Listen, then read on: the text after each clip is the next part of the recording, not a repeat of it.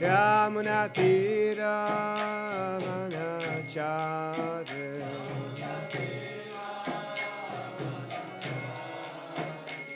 Hare Krishna, Hare Krishna, Krishna Krishna, Hare Hare, Hare Rama, Hare Rama, Rama Rama, Hare Hare, Hare Krishna.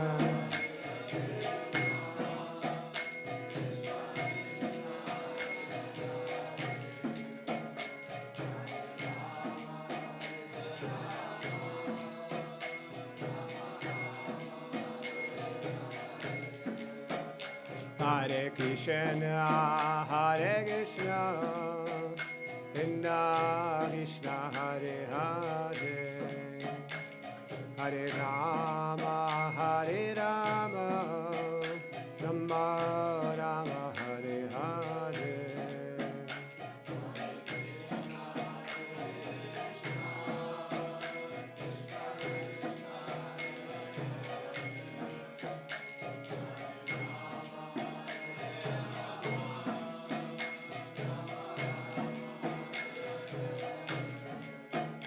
Hare Krishna, Hare Krishna, Krishna Krishna, Hare Hare, Hare Rama, Hare Rama, Rama Rama, Hare Hare.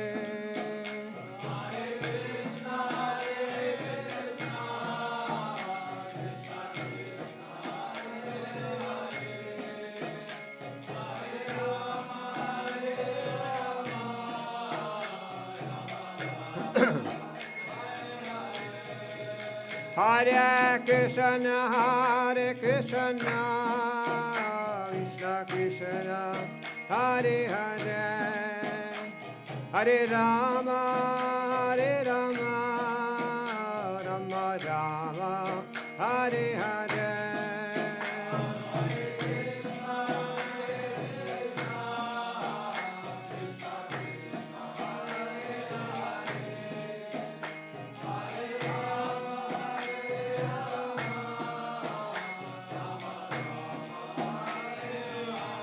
Hare Krishna, Hare Krishna, Krishna Krishna, Hare Hare, Hare Rama, Hare Rama, Rama Rama, Hare Hare.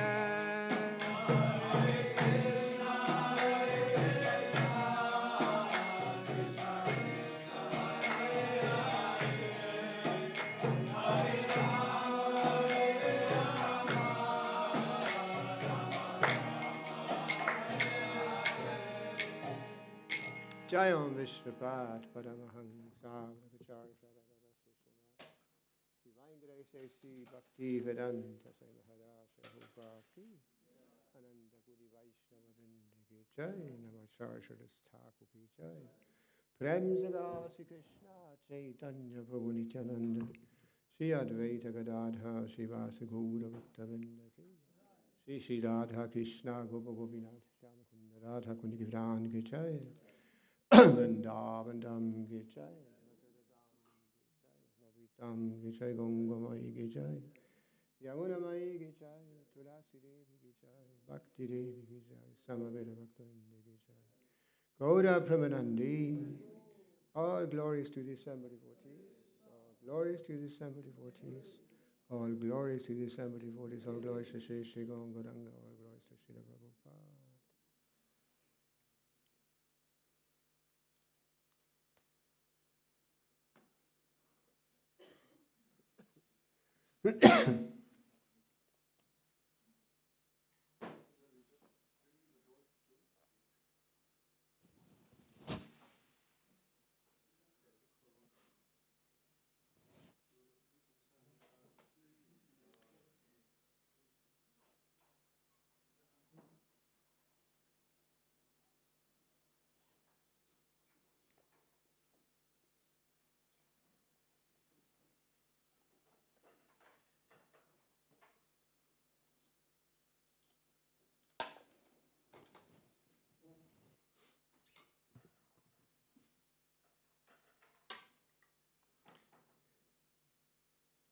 Jaya Jaya Sri Caitanya Jaya Nityananda Jaya Dvaita Chandra Jaya Gaura Bhakta Vrinda Jaya Jaya Sri Caitanya Jaya Nityananda Jaya Dvaita Chandra Jaya Gaura Bhakta Vrinda Jaya Jaya Sri Caitanya Jaya Nityananda Jaya Dvaita Chandra Jaya Gaura Bhakta Vrinda.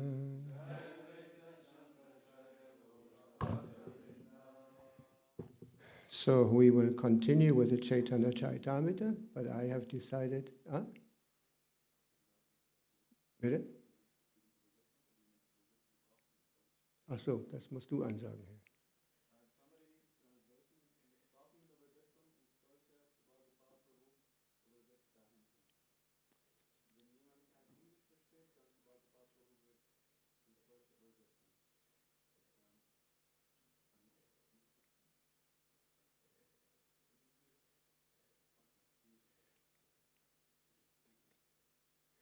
So, today is a day of, bisschen laut, ne?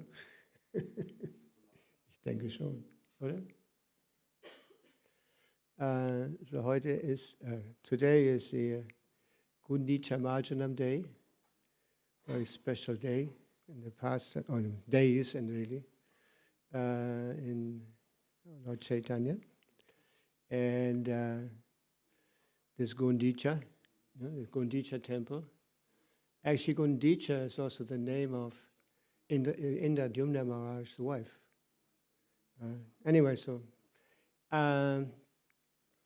this festival was celebrated by Chaitanya Mahaprabhu. And another thing I wanted to also mention is that just like as we, as Westerners, have no access to the Jagannath Puri temple, also the Gundica temple, we're not allowed to enter. Anyway, so Chaitanya Mahaprabhu was in Jagannath Puri at that time, and the festival of Jagannath was about to start.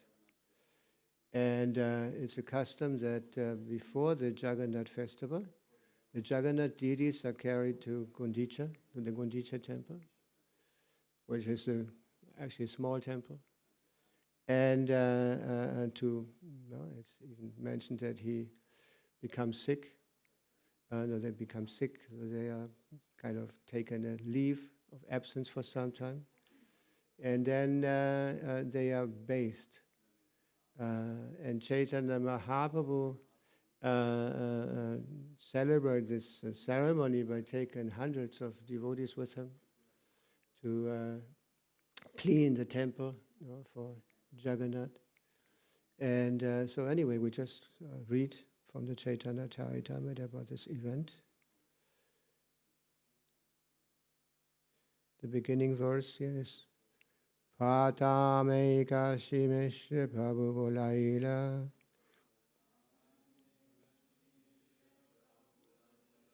Parichapatra Sarva Bhaume Bolanya Anila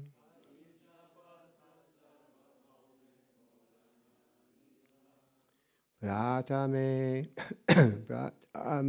Kashimeshra Prabhu Bolaila Parichapatra Sarva Bhaume Bolanya Anila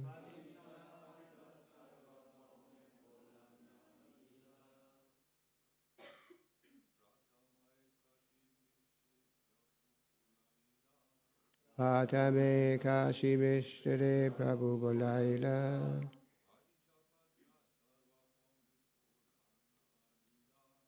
Parichapatra Sarva Bhaume Bolanya Anila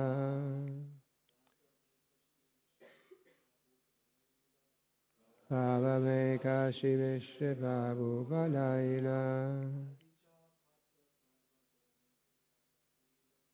Parichapatra sarva bhaume bolanya lila.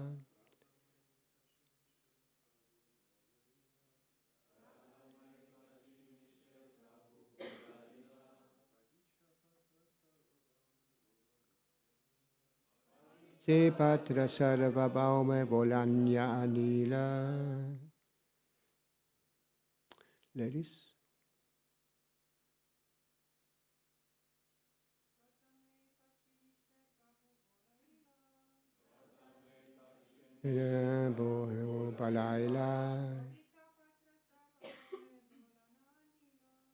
Pariche patra sarva bhaume bolanya nila.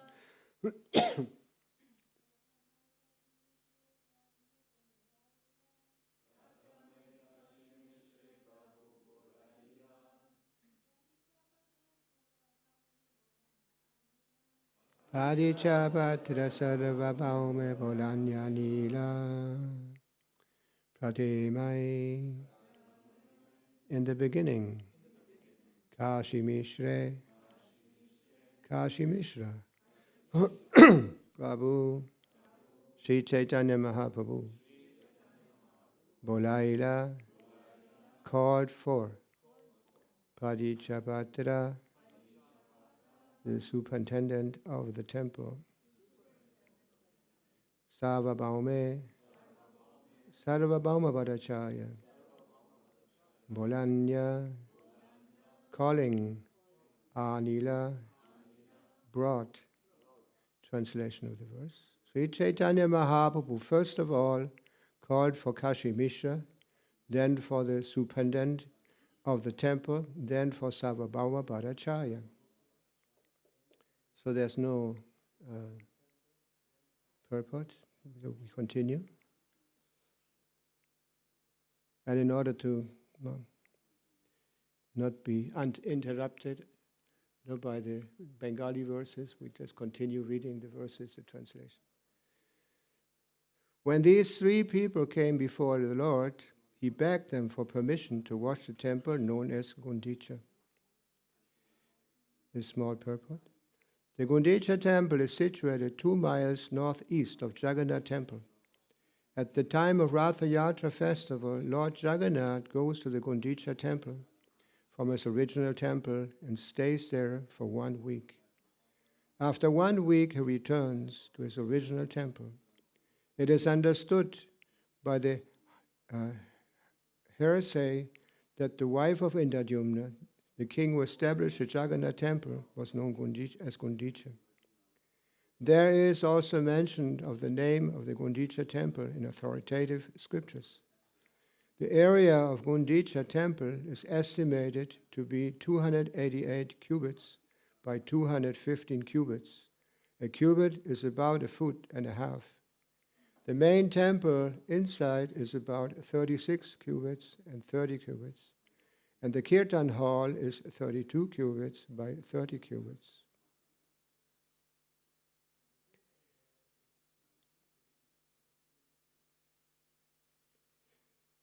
Upon hearing the Lord's request for permission to wash the Gundica temple, the Padicha, the superintendent of the temple, said, "My dear sir, we are all your servants. Whatever you desire is our duty to perform."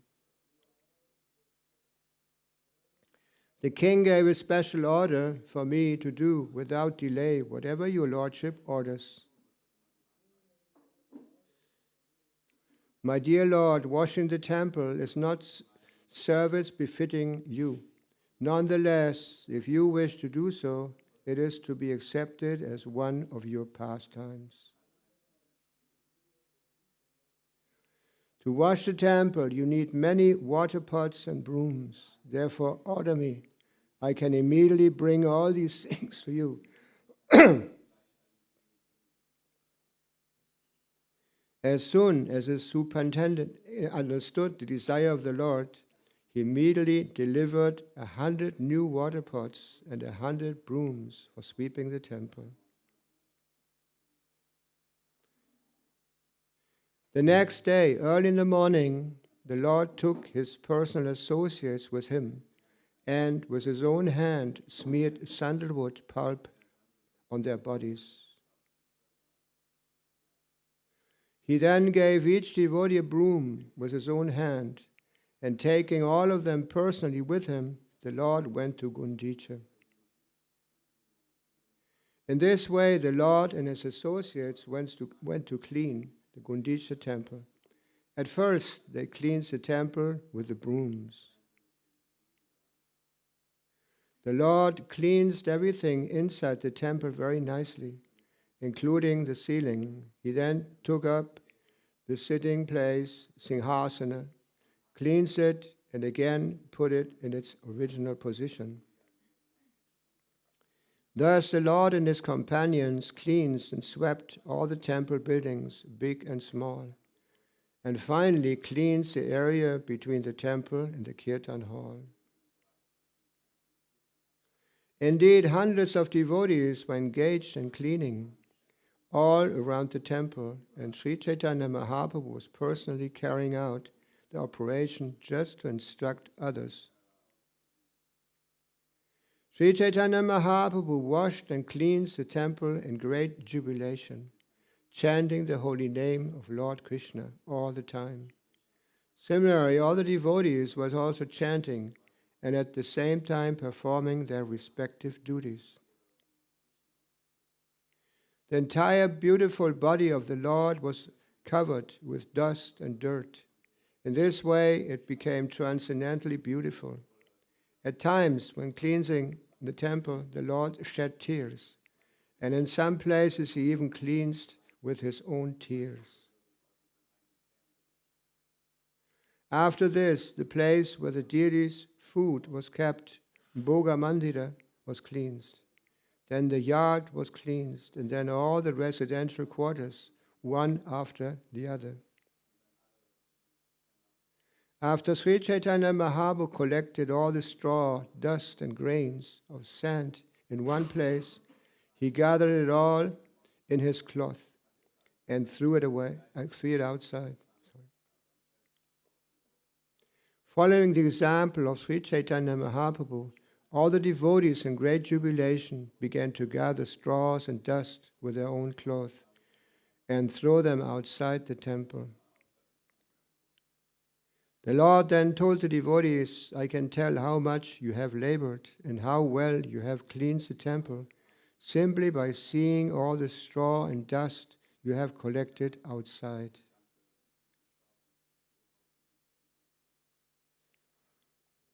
Even though all the devotees collected dirt in one pile, the dirt collected by Sri Chaitanya Mahaprabhu was much greater. After the inside of the temple was cleansed, the Lord again allotted areas for the devotees to cleanse. The Lord then ordered everyone to cleanse the inside of the temple very perfectly by taking finer dust, straws, and grains of sand and throwing them outside. After Sri Chaitanya Mahaprabhu and all the Vaishnavas cleansed the temple for the second time, Sri Chaitanya Mahaprabhu was very happy to see the cleansing work. While the temple was being swept, about 100 men stood ready with filled water pots, and they simply awaited the Lord's order to throw the water from them. As soon as Sri Chaitanya Mahaprabhu called for water, all the men immediately brought the 100 water pots, which were completely filled, and delivered them before the Lord. In this way, Sri Chaitanya Mahaprabhu first washed the main temple and then thoroughly washed the ceiling, the walls, the floor, the sitting place, Singhasana, and everything else within the room. Sri Chaitanya Mahaprabhu himself and his devotees began to throw water onto the ceiling. When this water fell, it washed the walls and floors. Then Sri Chaitanya Mahaprabhu began to wash the sitting place of Lord Jagannath with his own hands, and all the devotees began to bring water to the Lord. All the devotees within the temple began to wash. Each one had a broom in his hand, and in this way they cleansed the temple of the Lord. Someone brought water to pour into the hands of Sri Chaitanya Mahaprabhu, and someone poured water on his lotus feet. The water that fell down from the lotus feet of Sri Chaitanya Mahaprabhu was drunk by someone who hid himself. Someone else begged for that water, and another person was giving that water in charity. After the room was washed, the water was let out through an outlet, and it then flowed and filled the yard outside. The Lord mopped the rooms with his own cloth, and he polished the throne with them also. In this way, all the rooms were cleansed with 100 water pots. After the rooms had been cleansed, the minds of the devotees were as clean as the rooms. When the temple was cleansed, it was purified, cool, and pleasing, just as if the Lord's own pure mind had appeared. Since hundreds of men were engaged in bringing water from the lake, there was no place to stand on the banks. Consequently, someone began to draw water from a well. Hundreds of devotees brought water in the pots, and hundreds took the empty pots away to fill them up again. With the exception of Nityananda Prabhu, Advaita Acharya, Swarup Damodar, Brahmananda Bharati, and Paramananda Puri, everyone was engaged in filling the water pots and bringing them there. Many of the water pots were broken when people collided with one another, and hundreds of men had to bring new water pots to fill. Some people were filling the pots and others were washing the rooms, but everyone was engaged in chanting the holy name of Krishna and Hari.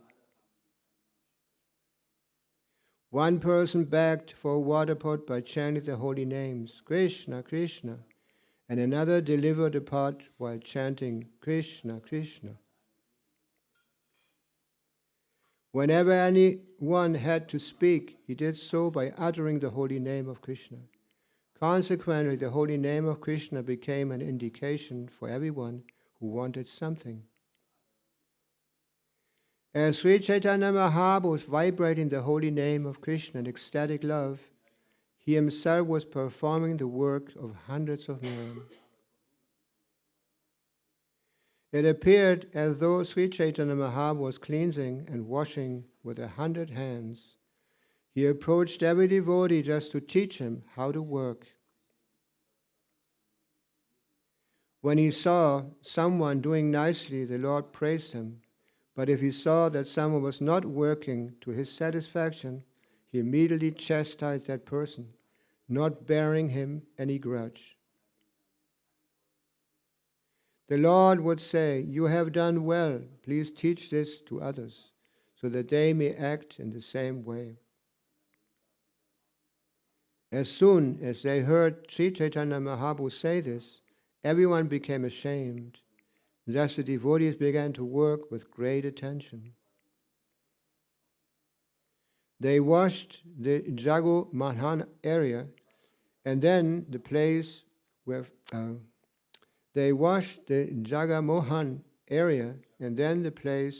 food was kept. All other places were also washed. In this way, the meeting place was washed, the entire yard, the raised sitting places, the kitchen, and every other room. Thus, all places around the temple were thoroughly washed within and without. After everything was thoroughly washed, a Vaishnava from Bengal, who was very intelligent and simple, came and poured water on the lotus feet of the Lord. The Gaudiya Vaishnava then took that water and drank it himself.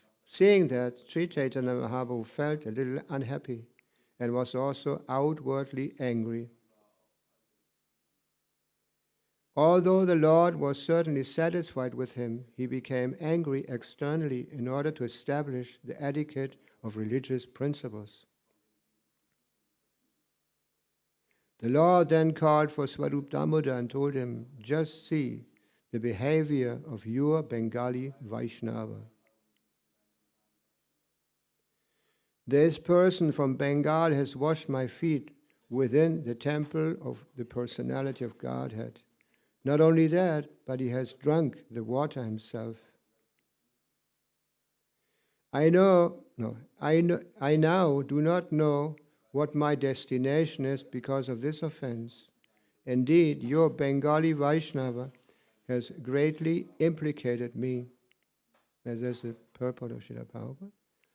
It is significant that Sri Chaitanya Mahaprabhu told Swarup Damodar Goswami that the Bengali Vaishnava was your Gaudiya Vaishnava.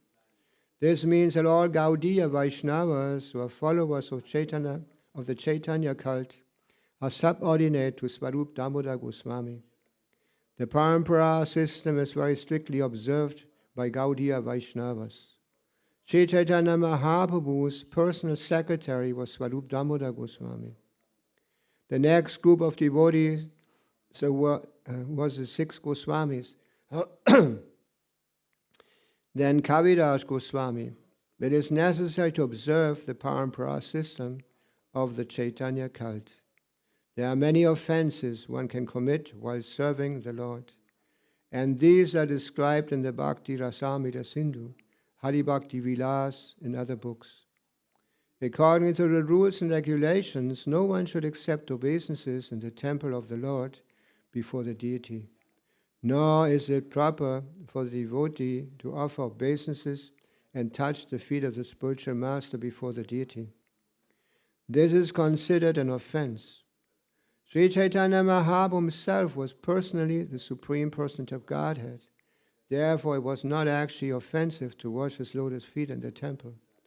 However, because he was playing the part of an acharya, the Lord considered himself an ordinary human being.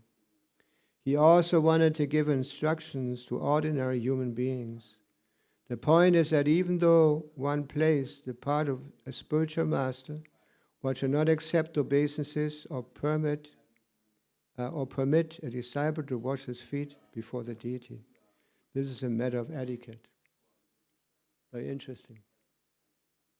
That Chaitanya Mahaprabhu was playing the role of a devotee. Paul mentioned the purport here that it actually was the Supreme Personality of Godhead. So it was actually proper to pay obeisances in the temple to him. But because he was playing the part of a devotee, he wanted to establish what was proper. He became even angry. Anyway, so this is a very important point. That we, not only the spiritual man, everyone, should be exemplary in his behavior.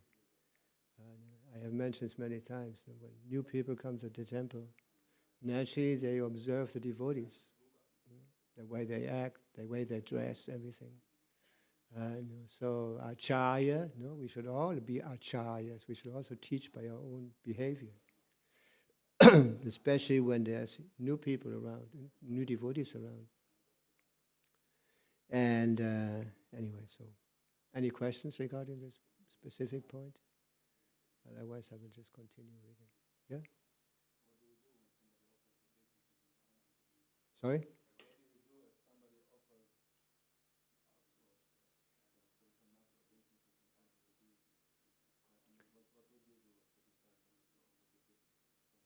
I wouldn't like it, and I would say something. Yes, or say something privately outside the temple. Yeah. But of course, there's another point. See, when the spiritual master pays obeisances in the temple, if the disciples are also paying, this is proper. Somebody? Oh, you.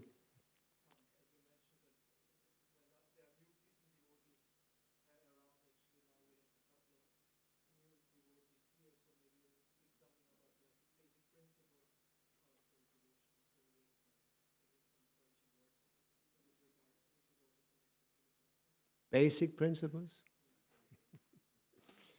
Actually, Paul mentions here, these to avoid offenses.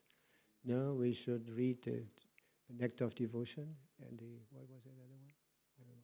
Hari Bhakti Vilas. Hari Bhakti Vilas is very, very extensive. Actually, anyway, so this was, as far as I remember, compiled by Sanatana Goswami. Yeah. So, and he compiled that text to show our way of devotional service based on the Shastra. Very detailed.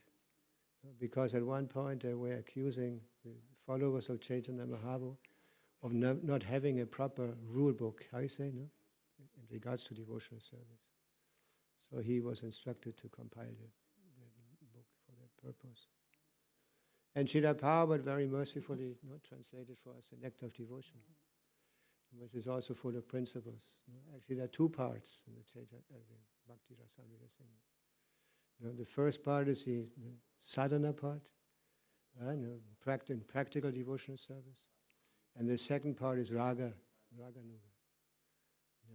I often, when we read this Bhakti Rasamrita Sindhu in the morning, I sometimes mention that the second part shouldn't be read when we have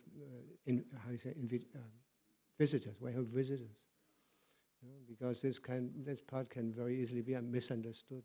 For example, Radharani kissing Krishna and all this. That's not exactly meant for neophytes. This is actually very confidential. Anything else? Oh, you wanted me to mention the principles? Yeah, the basic principles of bhakti, devotional service, is service. That means you surrender.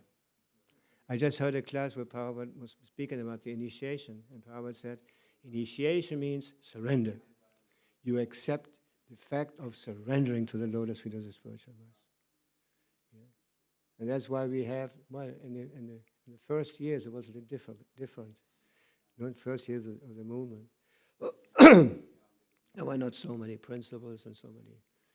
Nowadays we have a lot of more bureaucracy and a lot of things, courses that teach devotees different subject matters. In the beginning, Prabhupada would just initiate devotees. For example, when I received my initiation, I had only been in the temple for a week. And then all of a sudden, Prabhupada is coming. And actually it was very, very special. When Prabhupada used to come to the temple, the mood changed. Not only the mood, but also everyone cleans the temple like anything, like as we had never seen it clean before. And they also renovated things, painted things like that. Like once I was in London, and we had gone to the airport to receive Srila Prabhupada, and then we came back to the temple, a whole caravan of cars.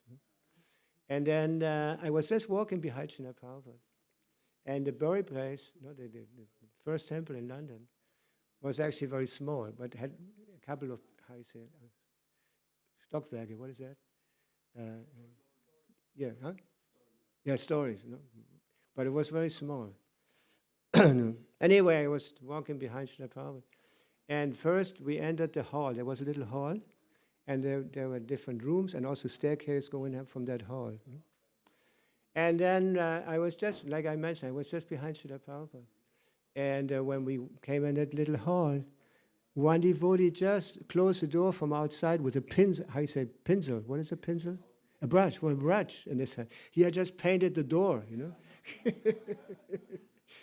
That was the mood when Srila Prabhupada came.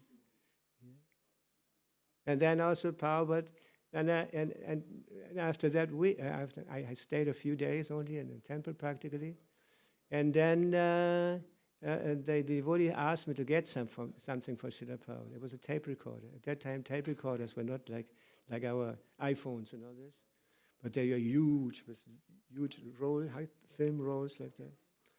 So, and the devotees asked me, can you get one of these? And I got one. I got it from my father. even though my relationship with my father was not very good at that time, because my parents thought another craziness, Hare Krishna. No? Anyway, so I didn't have a very nice relationship. Still, he gave me the table recorder. No, I took it to the temple. Then Purushottama, Prabhupada's servant at that time, told me, go in and explain it to Srila Prabhupada how it works. Yeah. So I walked in, I told Prabhupada how it works. Later I heard he never used it. Yeah. And then before I left the room, I asked Srila Prabhupada, can you become your disciple? And Prabhupada moved his head like this. Yeah. Like in India, when they say yes, they go like this. Yeah. Anyway, and then a few days later, there was a Janmashtami, and Prabhupada made the initiation ceremony. Nowadays, we have a lot of more, conditions, for somebody to be accepted. They have to be proven. I mean, they have to have shown, their attitude and seriousness and following the principles and all that. Anyway, so actually, but the most important principle, to become a disciple is surrender. You have to accept authority. Actually, from the very beginning, and this was a different time than nowadays. At that time, when Prabhupada came to America in the 60s, there was a completely different mood than nowadays. Especially, Americans were in war in Vietnam. And so we're calling all the young boys to come to the military service, to send them to Vietnam. And Srila Prabhupada at that time mentioned that actually our devotees are not Kshatriyas, they're Brahmanas. And he started sending devotees to other countries so they didn't have to do their military service. Anyway, so of course, Srila Prabhupada was present. So things were a little different than nowadays. Just by Prabhupada's presence, so many people were ready to surrender to Srila Prabhupada. Anyway, so the reason why I said this with Vietnam was that even though all the young people were making demonstrations on everywhere against the war and all that, and Srila Prabhupada started preaching in his temple that war was also necessary. But because it was Prabhupada speaking, we all accepted. So, sorry to... Did I answer your question, actually? Yeah, yes. So nowadays the movement expands in so many other fields. Before you said the devotees were living in the temple and it was very easy to at that time, in service. the beginning, Prabhupada insisted that everyone live in the temple. Even the grihastas. They all live in the temple. So how is it possible now for So us? they had, when you live in the temple, there's a lot of, it's pretty intense, You have to get up early for Mangalarti and all that. And also you're also about social pressure. There's social pressure. If you don't come, they tell you, Whereas when you live outside, nobody really knows what you're doing. And that's why normally we also have a rule that when devotees live outside, normally they have to wait longer for be initiated. Because they have to be devotees who actually, know what they're doing. Yeah. Because in the temple, you chant your rounds visibly. How is it visibly? Visibly. Whereas when you live outside, it's not the same. Continue. I interrupted you. So how is it then possible, especially because we have so many devotees now living outside, more than inside, how is it now possible for them to apply this principle of surrender and especially service? Well, it takes longer. Because when you live outside, naturally you're entangled with so many things. With your maintenance, you have to go to work, you have to study, or all these things. Yeah. Whereas those who live in the temple are actually very fortunate. But still, we can also see something very nice about the grihastas. Is that when they start making programs at their homes, invite people to their homes, actually it's a very nice preaching. Because people can see how they live, outside and this. They're given an example, what it means to living outside as a grihasta. And we have seen that when grihastas actually do that and do regular preaching in their homes, how people become attracted. Whereas when a sannyasi comes, we normally say, Jai Maharaj, Bhai Maharaj.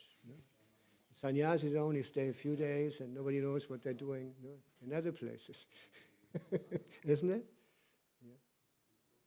And we have seen when the grihastas actually do this, they do programs at their home, then people join. They become very inspired by that example. Because they're teaching, they're also teaching by their example how to lead family life, devotee life as family. So you rightly said that nowadays, everyone, most of the devotees live outside. That's why special care is supposed to be taken. We have to actually take care of our congregations, inspiring them to contribute to our mission. Prabhupada gave us a mission. Prabhupada not only taught us to follow principles and the regulations and principles, but actually Prabhupada was waiting for us to take part in his mission, to preach, to expand Krishna consciousness everywhere. Hare Krishna. Yes. Maharaj, please, what we need to do if some disciple is trying to command to spiritual master from the Bhakti or asking also in humble way some questions, what is our behavior in this situation? Well, it's a question of training, no? If the devotees are educated in the proper way, then they don't do it. But if there's no training, no education, proper education, then they're confused and they don't know. And even if devotees come up and chastise them for something they don't know, it's not just. No? That's why training is very important. What do you think? ¿Entendiste, Arjuna? ¿Ya? ¿Quieres decir algo?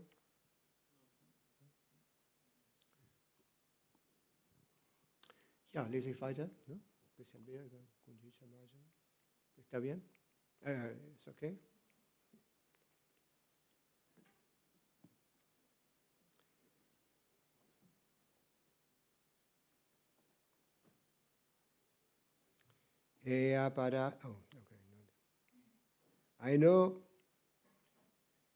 I now do not know what my destination is because of this offense. Indeed, your Bengali Vaishnava has greatly implicated me.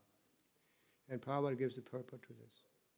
It is significant that Sri Chaitanya Mahaprabhu told Swarup Damodar Goswami that the Bengali Vaishnava was your Gaudiya Vaishnava. Your Gaudiya Vaishnava. This means that all Gaudiya Vaishnavas who are followers of the Chaitanya cult are subordinate to Swarup Damodar Goswami. The Parampara system is very strictly observed by Gaudiya Vaishnavas. Sri Chaitanya Mahaprabhu's personal secretary was Swarup Damodar Goswami. The next group of devotees was the 6 Goswamis. When Kaviraj Goswami, it is necessary to observe the Parampara system of the Chaitanya cult.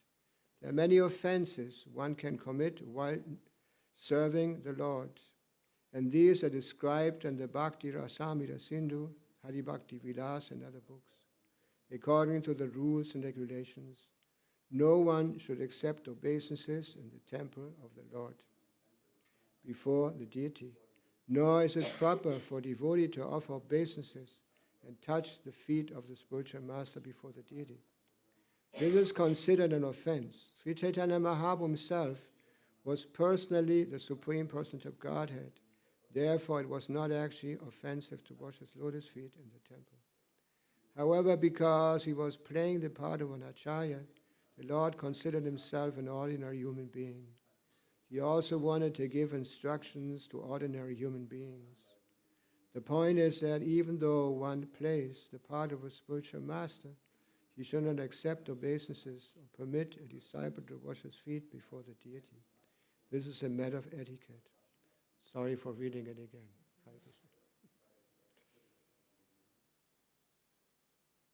At this point, Swarup Goswami caught the Gundica Vaishnavas by the neck, giving him a little push. He ejected him from the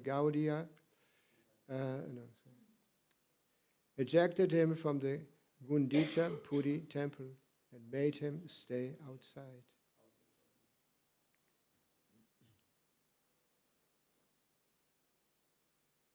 Oh, the internet just cut. There's no connection. So I will not be able to continue. It came back. After Swarup Damodar Goswami returned within the temple, he requested Sri Chaitanya Mahaprabhu to excuse that innocent person. After this incident, Sri Chaitanya Mahaprabhu was very satisfied. He then asked all the devotees to sit down in 2 lines on both sides. The Lord then personally sat down in the middle and picked up all kinds of straw, grains of sand, and dirty things. While Sri Chaitanya Mahaprabhu was picking up the straws and grains of sand, he said, I shall gather everyone's collection, and I shall ask whoever has collected less than all the others to pay a fine of sweet cakes and sweet rice. In this way, all the quarters of the Gaudiya temple were completely cleansed and cleared. All quarters were cool and spotless, like one's cleansed and pacified mind. When the water from the different rooms was finally let out,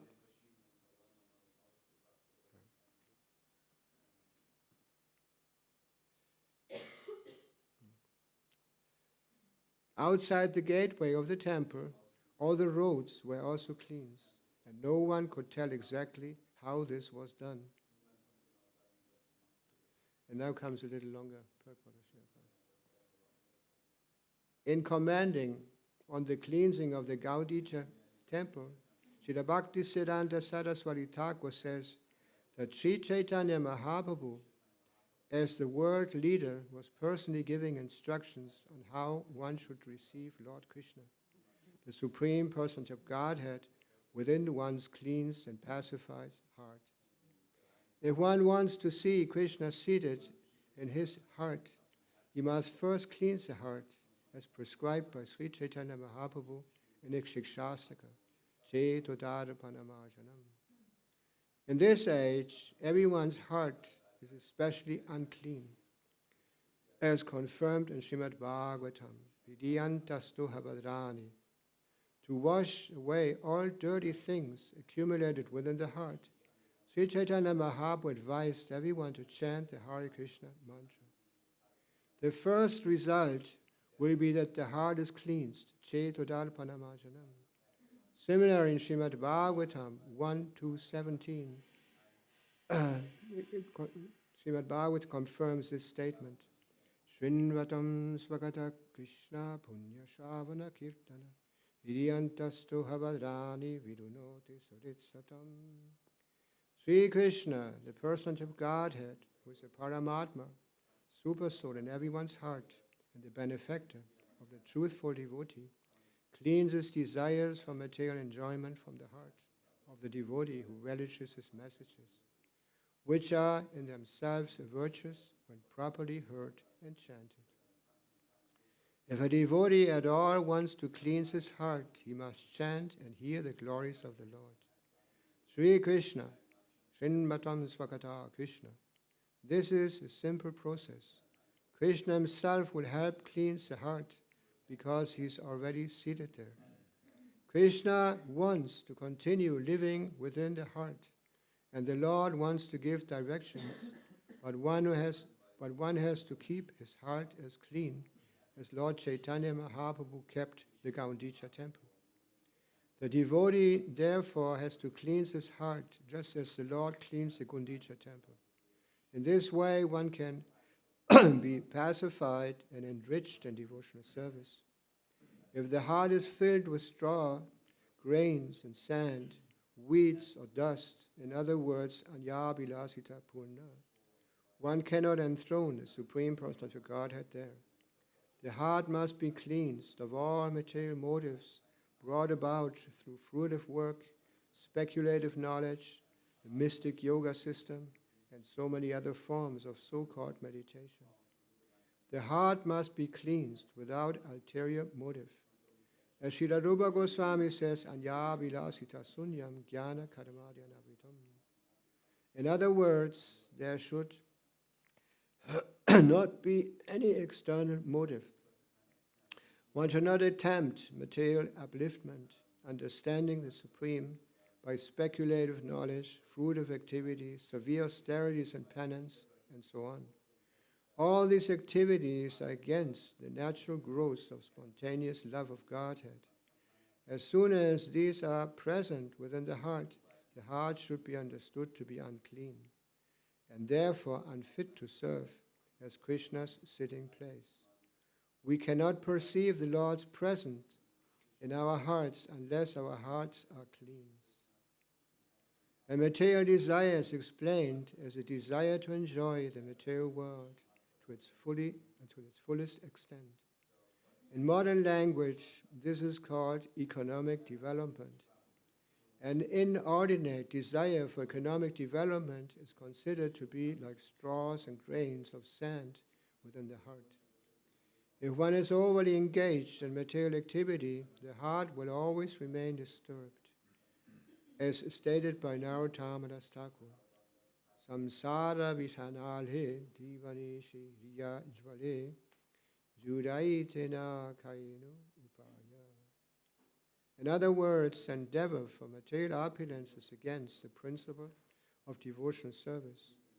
Material enjoyment includes activities such as great sacrifices, for auspicious activity, charity, austerity, elevation to the higher planetary system, and even living happily within the material world. Modernized material benefits are like the dust of material contamination. When the dust is agitated by the whirlwind of fruitive activity, it overcomes the heart. Thus, the mirror of the heart is covered with dust. There are many desires to perform auspicious and inauspicious activities, but people do not know how, life after life, they are keeping their hearts unclean. One who cannot give up the desire for fruitive activity is understood to be covered by the dust of material contamination. Karmis generally think that the interaction of fruitive activities can be counteracted by another karma of fruitive activity. This is certainly a mistaken conception. If one is deluded by such a conception, he is cheated by his own activity. Such activities have been compared to an elephant's bathing. An elephant may bathe very thoroughly, but as soon as it comes out of the river, it immediately takes some sand from the land and throws it all over his body. If one suffers due to his past fruitive activities, he cannot counteract his suffering by performing auspicious activities. The sufferings of human society cannot be counteracted by material plans. The only way suffering can be mitigated is by Krishna consciousness. When one takes to Krishna consciousness and engages himself in the devotional service of the Lord, beginning with chanting and hearing the glories of the Lord, the cleansing of the heart begins. When the heart is actually cleansed, one can clearly see the Lord sitting there without any disturbance. In Srimad Bhagavatam 9.4.68, the Lord confirms that he sits within the heart of the pure devotee. Sada vodihayam mayam sadunam hridayam tvaham. Impersonal speculation, monism, merging into the existence of the Supreme, speculative knowledge, mystic yoga, and meditation are all compared to grains and sand. They simply cause irritation to the heart. No one can satisfy the Supreme Personality of Godhead by such activities, nor do we give the Lord a chance to sit in our hearts peacefully. Rather, the Lord is simply disturbed by them. Sometimes yogis and jnanis in the beginning take to the chanting of the Hare Krishna Mahamantra as a way to begin their various practices. But when they falsely think that they have attained release from the bondage of material existence, they give up chanting. They do not consider that the ultimate goal is the form of the Lord or the name of the Lord. Such unfortunate creatures are never favored by the Supreme Personality of Godhead, for they do not know what devotional service is. Lord Krishna describes them in the Bhagavad Gita in this way: Tamaham dvishata kruran samsareshu naradhamam shivami acharam asuhan asudvishvai veva yonishu.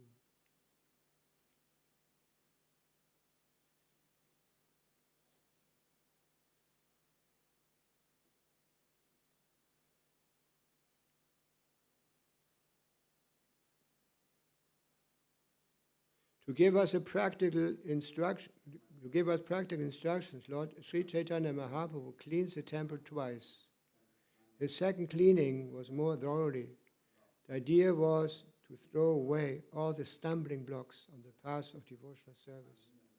He cleans the temple with firm conviction, as is evident from his using his own personal garments for cleaning. Sri Chaitanya Mahaprabhu wanted to see personally that the temple was thoroughly cleansed to the standard of clean marble. Clean marble gives a cooling effect. Devotional service means attaining peace from all disturbances caused by material contamination. In other words, it is the process by which the mind is cooled. The mind can be peaceful and thoroughly cleansed when one no longer desires anything but devotional service. Even though all dirty things may be cleansed away, sometimes subtle desires remain in the mind for impersonalism, monism, success, and the four principles of religious activity: dharma, artha, kama, and moksha. All these are like spots on clean cloth. Sri Chaitanya Mahaprabhu also wanted to cleanse all these away. By his practical activity, Sri Chaitanya Mahaprabhu informed us how to cleanse our hearts. Once the heart is cleansed, we should invite Lord Sri Krishna to sit down. And we should observe the festival by distributing prasad and chanting Hare Krishna Mahamantra. Sri Chaitanya Mahaprabhu used to teach every devotee by his personal behavior. Everyone who spreads the cult of Sri Chaitanya Mahaprabhu accepts a similar responsibility. The Lord was personally chastising and praising individuals in the cause of the cleaning, and those who are engaged as acharyas must learn from Sri Chaitanya Mahaprabhu how to train devotees by personal example. The Lord was very pleased with those who could cleanse the temple by taking out undesirable things accumulated within.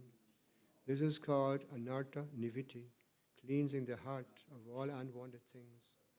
Thus, the cleansing of the Gundica mandir was conducted by Sri Chaitanya Mahaprabhu to let us know how the heart should be cleansed and soothed to receive Lord Sri Krishna, enable him to sit within the heart without disturbances. And this is the end of the purport. Actually, this was the purport to all the verses that we read before. Yeah, so Srila Prabhupada gave us very nice hints here that all these other practices beyond devotional service are still contaminations within the heart. Just like Prabhupada said, the yogis sometimes, they chant Hare Krishna at the beginning, and then they think it's not important anymore to chant, because they have achieved what they wanted, and that is the impersonal realization. They reject actually the conclusion of the Shastras. Just like in the Bhagavad Gita, Krishna says,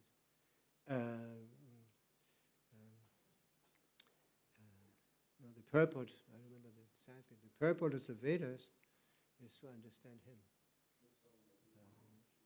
I'm the compiler of the Vedanta. What was the second thing? I remember now.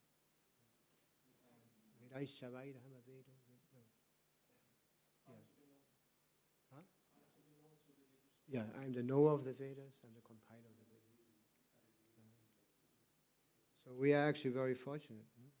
We have been introduced to this very confidential part of knowledge. The ultimate goal. Prabhupada didn't teach us anything else. He just taught us directly devotional service to the Supreme Personality of Godhead. And when you hear Prabhupada speak conversations or also the purpose of the verses, Prabhupada is sometimes very harsh, very heavy, I say, very direct.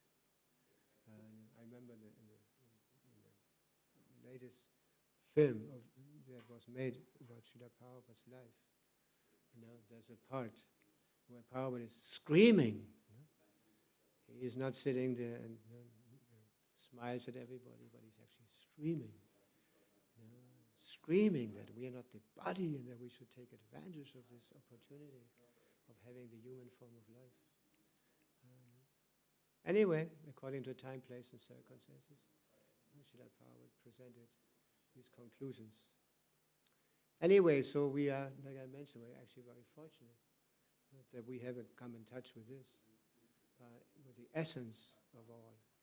And Chaitanya, we've been introduced introduced to the teachings of Chaitanya Mahaprabhu. I'm just hearing some parts of the Chaitanya Bhagavat right now, and it's very, very. There are many more details about the confidential parts of Chaitanya Mahaprabhu's rasa. And I was just thinking how difficult this is to understand for ordinary persons, and also for neophytes.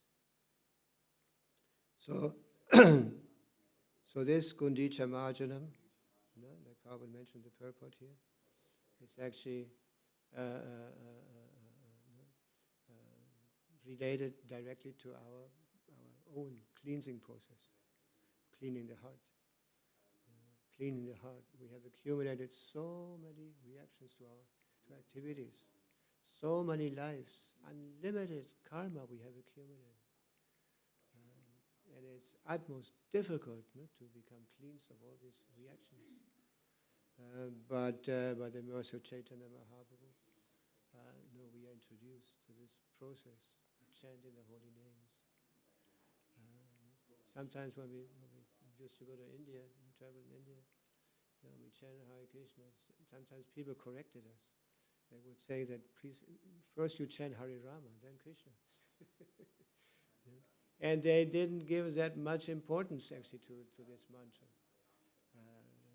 Actually, we heard that this Maha Mantra was already present in the Vedic literature, very long ago. But people didn't give it the same importance as nowadays, because the circumstances, the conditions were different. Like in Satya Yuga, to practice severe austerities was not a big deal.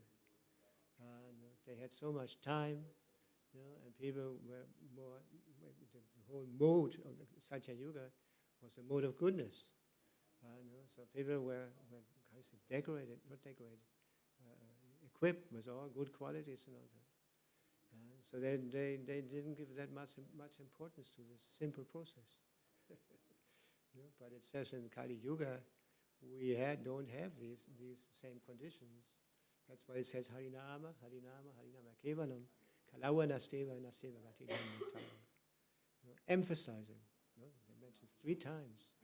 When the Vedas repeat something 3 times, it's utmost importance. And we shouldn't neglect it. Like Harinama, Harinama, Kalawa Nasteva, Nasteva Gati Dhamma. It's utmost importance. And nowadays, we're very fortunate that we have been introduced to this process. It says that this Kali Yuga is actually compared in the Shastras to an ocean of faults. Everything is bad compared to former times. Bad, very bad. Just like Prabhupada mentioned the purport here. And in this age of Kali Yuga, it's very, extremely difficult for people to control their mind. Very, very difficult. But Prabhupada mentions the purport here. The way how to become purified, the most potent process, is hearing and chanting. Hearing, chanting, hearing and chanting. First we hear, then we chant. Just like our kirtans. First one person is singing, then we hear properly, and then we chant ourselves. Or hearing the Srimad Bhagavatam regularly. Of course, Prabhupada mentioned that first we should hear the Bhagavad Gita. Prabhupada compared Bhagavad Gita to the how you say, Einmal Eins. What is that in English? The basic, like the ABC. And once we have understood Bhagavad Gita, then we continue with Srimad Bhagavatam. And today we're reading the Caitanya-caritāmṛta, which is very, very advanced. Unless we have studied Bhagavad Gita properly and the Bhagavatam properly, it's very difficult to understand Caitanya-caritāmṛta. Anyway, so I know that many temples, they read on Sunday in the morning, on Saturday, they give the chance for devotees to hear from the Caitanya-caritāmṛta. Is that, how long, what's the time? Who's controlling this? I don't know. Huh? Ja, aber bis wann ist die Klasse? Bis 9. Entschuldige, das ist überzogen. Any questions or commentaries? No?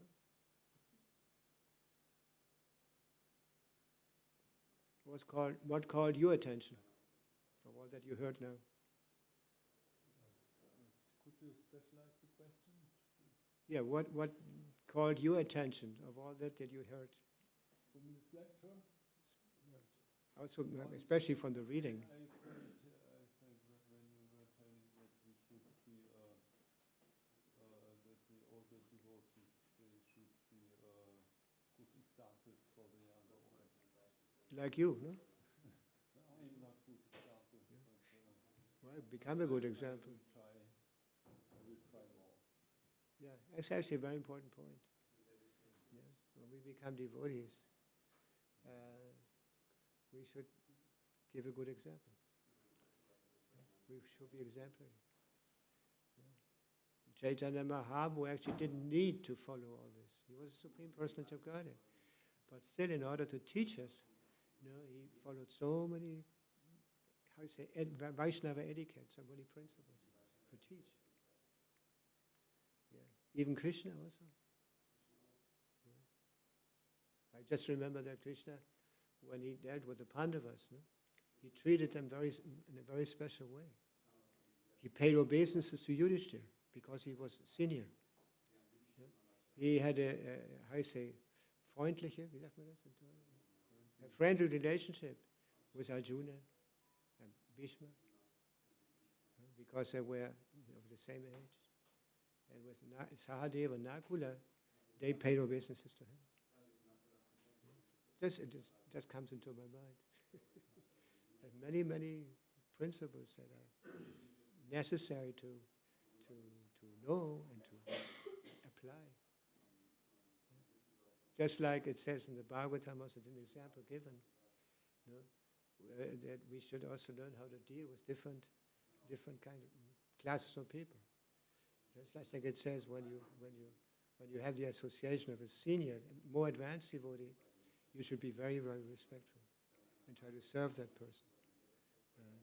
And open your mind, mind, and take advice from that person. When you associate with devotees who are more or less on the same platform, you should cooperate with them. Alone, we are pretty limited, but if we learn how to cooperate, we can do so much more. And actually, this was one of Prabhupada's last things that he said. He said, your love to me, you show by cooperating, how you say, unter euch, amongst yourselves. And when they meet a person who's not on the same platform, it's more simple, more neophyte, should be met compassionate. Yeah. In the material world, things work differently. When you meet a person who's better than you, you look for faults. You become envious. Ah, look at this, he's not so good. Actually, did you see this? No? When we meet people persons on the same level, we tend to become competitive, to show that we are better. And when we associate with a person on a lower level, normally we exploit them, or make sure that they don't come up. So this is Vaishnava. No? Vaishnavas have to learn this art of respecting seniors, cooperating with everybody else, especially the same level means more or less like God brothers, and should be very merciful, very compassionate and tolerant with those who come just starting, initiating their spiritual life.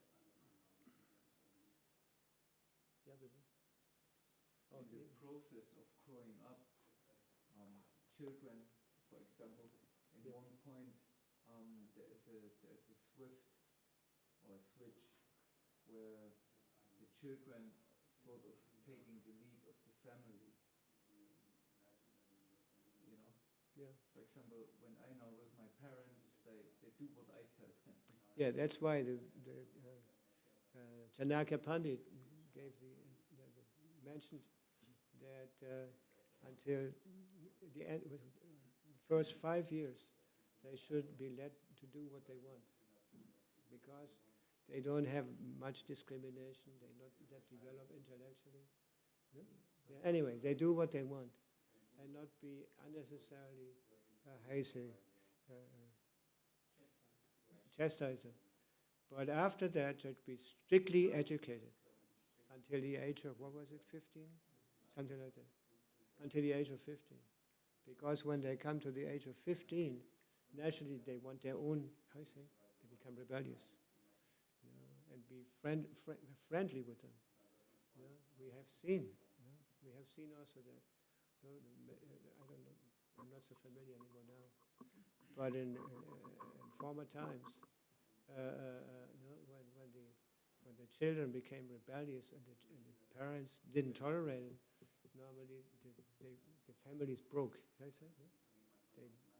had this created a whole different relationship with their parents. They left home, or they didn't want to see them anymore. Yeah? That's why Chanakya Pandit gives us this very wise instruction. Hare Krishna. But yeah, my question actually was, we as a society in ISKCON, is there also some kind of a breaking point where the younger generation goes into lead, or the older generation give over somehow the responsibility? Like yeah, that was actually, this is the original idea. That normally the parents or the father is hoping that his son will continue in his tradition, take over the business or take over the farm or something like that. Yeah? Actually, it's emphasized in the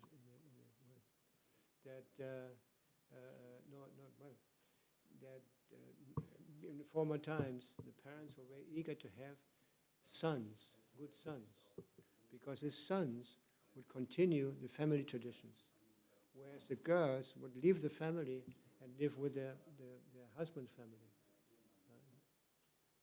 You understand what I say? Yeah. Yeah. Anyway, so yes, to have good sons, it's very important. That's why there's 10 sanskaras.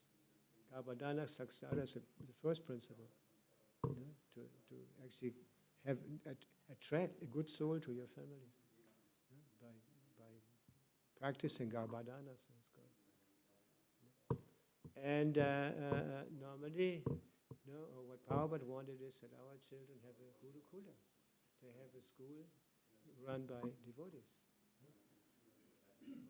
But nowadays, in many places, especially also in Germany, it's not allowed to educate your children at home.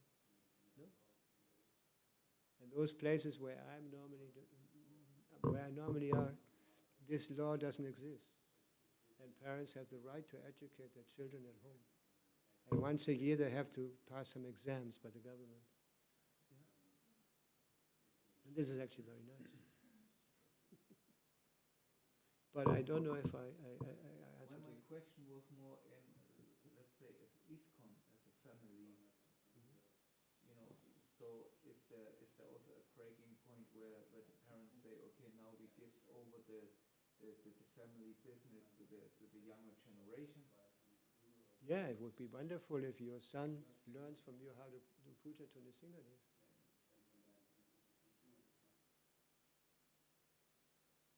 What do you think? Yeah, But okay. what's dein Kommentar? What do you think? No, I think Ramananda meant in general that in ISKCON should be more from the leadership, like GBCs and gurus and sannyasis, giving over, especially when time Yes. is right, or when they see or they should see that they're qualified devotees. Yes. Oh, this is, yeah, now I understand. Yes, and we're very eager to have devotees who can be trained in this way, take over.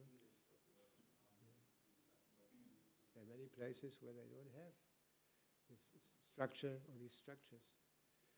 That they're actually devotees who are growing up and taking responsibility. Like here, you don't have that problem. No? You have I heard you have now a new GBC here. Finally.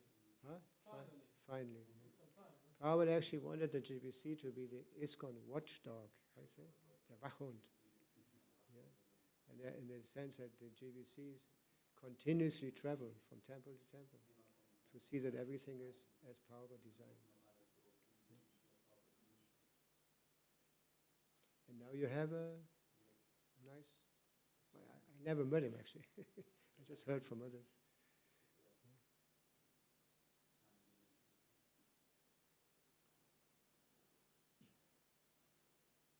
Ja, habe ich irgendwas? Fehlt mir irgendwas? Was ich? Okay. Noch eine Frage? Ja, bitte. Du warst der Übersetzer? Ah, ja, okay. Ich habe es bei mir selber gemerkt und ich merke es auch ab und zu bei angehenden Gottgeweihten, dass irgendwann diese Phase kommt, wo die jungen Gottgeweihten auch ein bisschen, sagen wir mal, rebellischer werden, ein bisschen so ihr eigenes Ding machen wollen, nicht diese Autoritäten annehmen. Wie kann man damit für sich selber umgehen, wenn diese Phase kommt, aber auch vielleicht anderen helfen, die gerade durch diese Phase leben? Ja, ihnen die Möglichkeit geben, dass sie ein eigenes Projekt haben. Ja. Im Grunde brauchen wir viele Devotees, die Verantwortung übernehmen. Ja. Ich habe zum Beispiel, Prabhupada das so gemacht, wenn Prabhupada, zum Beispiel ganz spektakulär, when Prabhupada was traveling in India with his disciples. In India, many times, rich Indians came and wanted to give Prabhupada a piece of land or something to build a temple. And when Prabhupada and the disciples of Prabhupada, anyway, and all of a sudden Prabhupada said, you stay here and you take care of the project. And then after a while, after that happened several times, devotees, they were not so eager to be present when these people appeared.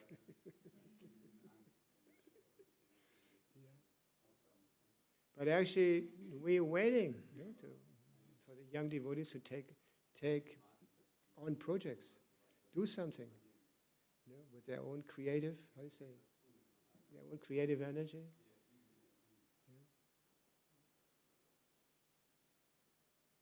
Habe ich deine Frage beantwortet? Sure? Ja.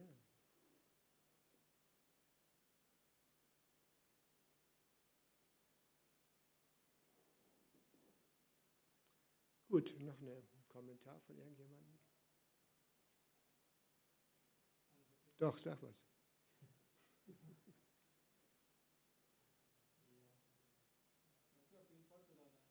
Bitte? Danke für deine Präsentation. Danke. Und ich denke, die Moral von der Beschreibung ist eben, sein Herz zu reinigen, Geist zu reinigen, dass wir das eben ernster nehmen, wie du gesagt hast, durch Surrender und Service, und dass jeder in seiner Situation das eben anwenden muss letztendlich, weil es geht ja um das Wichtigste im Leben, was bedeutet Krishna-Bewusstsein. Ja, das hat jetzt keiner verstanden, der kein Deutsch spricht. Srila Prabhupada, thank you for your patience. Bhūṣaṇa Maharaj ki jai.